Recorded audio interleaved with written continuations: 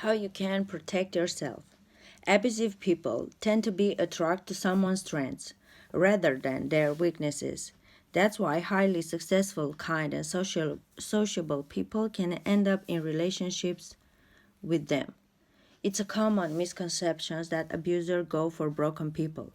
This is because they enjoy the challenge and they thrive off the chaos they create for someone who had their life in order. They aren't exactly jealous of the life you have, they just don't want you to have it. When a narcissist disappears from your life, they leave destructions in their wake. Through their love bombing, gaslighting, and manipulation, they've managed to turn you into a shell of your former self with no clear way back to who you once were. Once they start to heal, victims sometimes beat themselves up trying to answer questions about why they stuck around and or how they let someone so toxic into their lives in the first place. Considering this, it was your strength that attracted the narcissists to you in the first place, like a moth to a flame. You weren't broken and exposed when they found you, but they certainly made you believe that was true when they left. Psychological abusers, whether they are narcissists, sociopaths, or psychopaths, are attracted to what makes another person shiny, be it their successful career, their strong circle of friends, or their wealth. They are drawn to many strengths in a person, but there are five which targeted time and time again.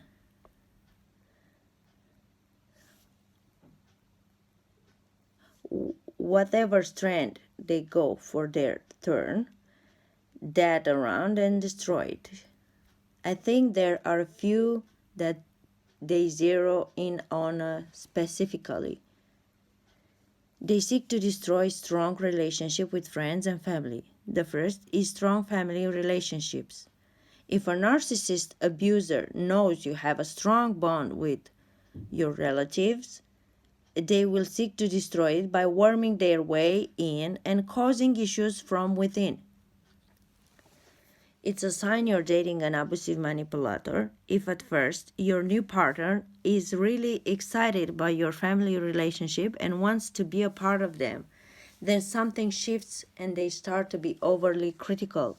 It's not dissimilar to when you first started dating and they seemed like they perfect fit for you until they began pointing out all your faults, insulting you at every opportunity, and warping your reality.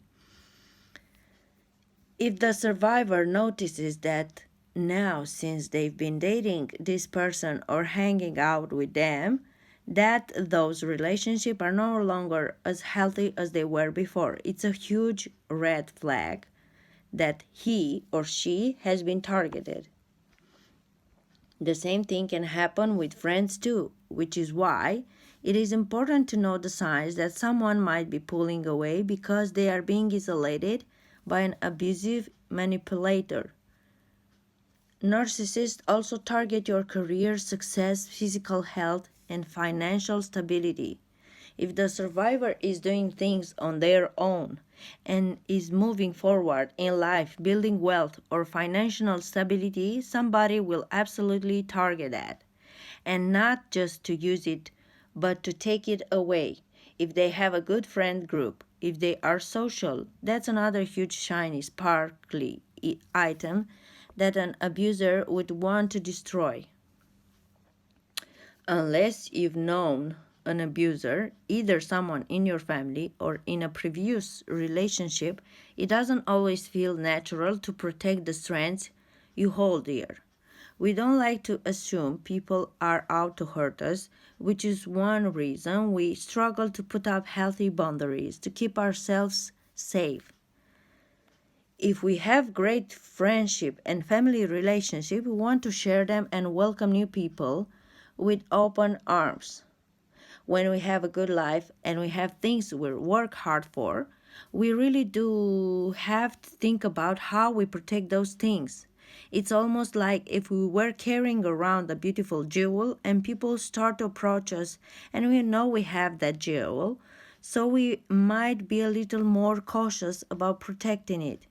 Boundaries are essential for knowing what we deserve, what we are willing to put up with, and most importantly, what we absolutely want.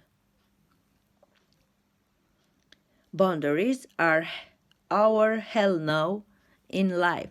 For example, if your partner decides they don't want to go to the gym and they manipulate you saying with them instead out of guilt, this is crossing a line. Someone who isn't controlling and toxic won't be offended by you leaving your daily routine. In fact, they'll probably respect you for it. But the narcissist abuser will chip away at all the things that make you who you are and make you feel like you're abandoning them by taking care of yourself. A toxic person will start to show themselves because they might get upset we aren't doing what they told us to do.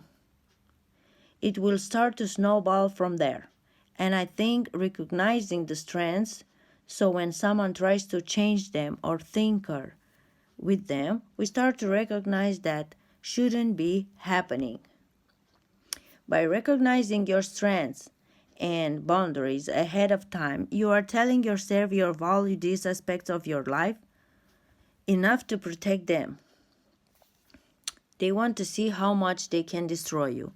Narcissists thrive on chaos, so they do not act out of jealousy, as that would imply. They want your relationships, career, wealth, or health for themselves. Rather, they just don't want to see other people happy.